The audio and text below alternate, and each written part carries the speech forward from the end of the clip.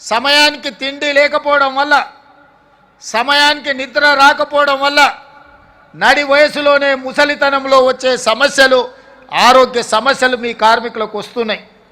అందుకే రాజీవ్ ఆరోగ్యశ్రీతో పాటు మీ ఆరోగ్య సమస్యల్ని ఉచితంగా వైద్యాన్ని అందించే బాధ్యత రాష్ట్ర ప్రభుత్వం తీసుకుంటుందని చెప్పి ఈ సందర్భంగా కార్మిక సోదరులకు నేను తెలియజేస్తున్నా.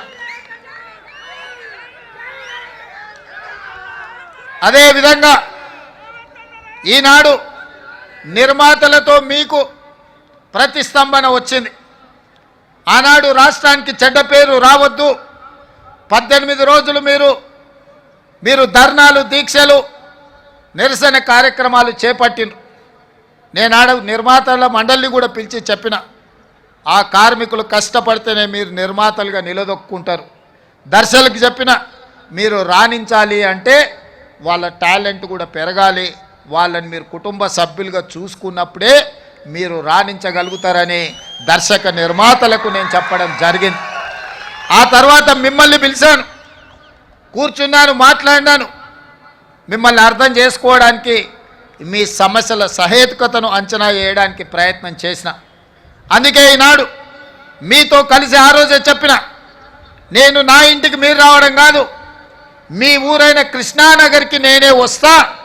ఎక్కడెక్కడి సుదూర ప్రాంతాల నుంచి వచ్చే వాళ్లకు ఒక అమ్మలాగా ఈ కృష్ణానగర్ ప్రాంతం మిమ్మల్ని హక్కున చేర్చుకుంటుంది. ఇక్కడ నుంచి ఎదిగినోళ్ళు ఎంతోమంది ఉన్నారు.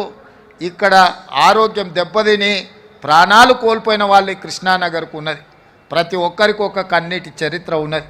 అందుకే ఈ కష్టాలను వీలైనంత మేరకు 100% తీరుస్తానని నేను చెప్పను. ఎందుకంటే నేనేం దేవుడిని కాదు, మానవుడినే. తప్పకుండా ప్రభుత్వం చేయగలిగిన పనులు తప్పకుండా చేసే బాధ్యత నేను తీసుకుంటా. అదేవిధంగా వేదిక మీద ఉన్న మిత్రులకు, మీ సంఘ నాయకులకు సూచన చేస్తున్నా, కార్మికుల కోసం ఒక వెల్ఫేర్ ఫండ్, ఒక వెల్ఫేర్ కోసం ఒక వ్యవస్థను ఏర్పాటు చేసుకోండి. దానికి రాష్ట్ర ప్రభుత్వం నుంచి అప్ ఫ్రంట్గా 10 కోట్ల రూపాయలు ఆ వెల్ఫేర్ ఫండ్ కింద నేను డిపాజిట్ చేస్తా.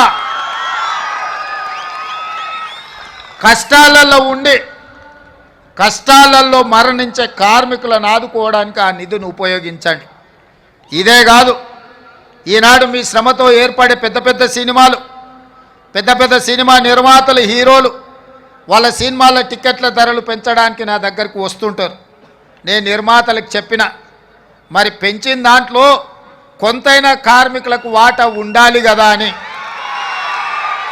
రాష్ట్ర ప్రభుత్వం సినిమా టికెట్ల ధరలు పెంచితే హీరోలకు ఆదాయం వస్తుంది, నిర్మాతలకు ఆదాయం వస్తుంది.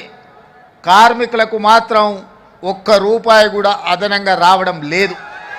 అందుకే ఈ వేదిక మీద నుంచి మీకు మాట ఇస్తున్నా, ఆ ఆదాయంలో 20% కార్మికులకు ఇస్తేనే రాష్ట్ర ప్రభుత్వం జీవో ఇస్తుంది.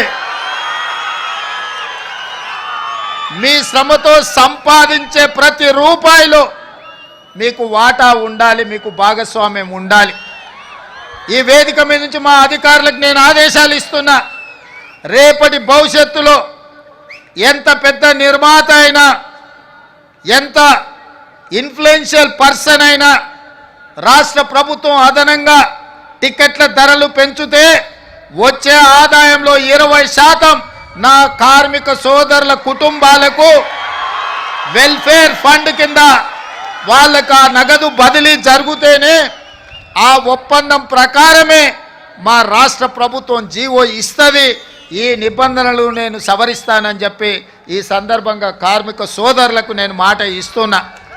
ఎందుకంటే మీ శ్రమతోనే, మీ కష్టంతోనే ఈనాడు సినిమా గొప్పగా రాణిస్తుందంటే, మరి ఆ సినిమాకు అత్యధికంగా కనక వర్షం కురుస్తుందంటే మీ శ్రమ ఉన్నది కాబట్టి అందులో మీకు భాగస్వామ్యం ఉండాలనేది నా ఆలోచన. మిత్రులారా, ఇవాళ ఇంతకుముందు మా సోదరులు చెప్పిండ్రు, సార్ మాకు ఇండ్ల గురించి ఏదైనా చూడాలని. తప్పకుండా ఈ కార్మికుల కోసం ఏం అవకాశాలు ఉన్నాయో నేను ఇంకా పరిశీలించలేదు. తప్పకుండా మీ ఇండ్ల కోసం ఏం సహాయం చేయగలనో నేను ఒకసారి అంచనా వేసుకున్న తర్వాత మీ 24 క్రాఫ్ట్స్ అసోసియేషన్ నాయకులను పిలిచి వాళ్ళతో మాట్లాడి మీ సమస్యను పరిష్కరించే విధంగా తప్పకుండా ఈ పరిష్కారం